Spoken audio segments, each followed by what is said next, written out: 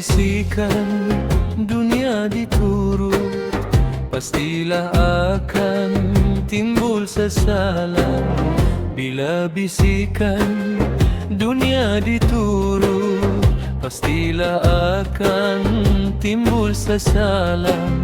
Sukarlah anda kembali surut, akhirnya sesal di ujung jalan. Sukarlah anda kembali surut, akhirnya sesal di ujung jalan.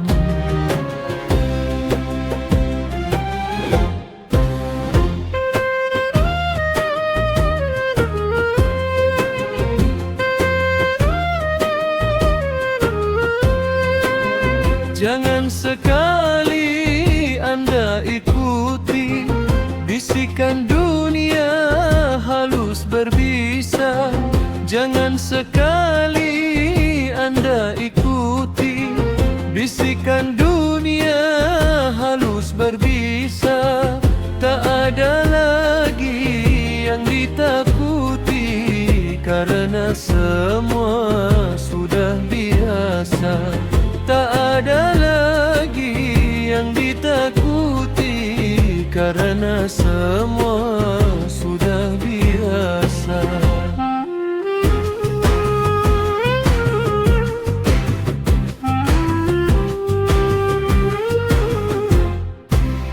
Bila semuanya telah biasa, bertambah jauh jalan hendak pulang.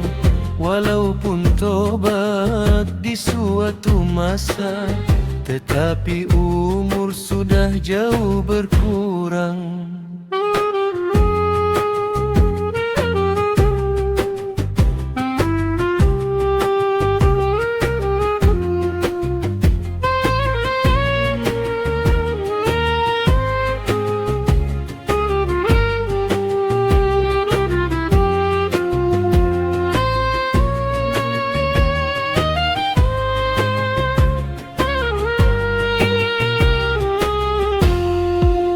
Tetapi bila anda ingin selamat, tinggalkan dunia dengan senyuman. Tetapi bila anda ingin selamat, tinggalkan dunia dengan senyuman. Peganglah erat hadis buat azimat, bacalah Quran untuk jadi pedoman. Peganglah erat hadis buat azimat, bacalah Quran untuk jadi pedoman.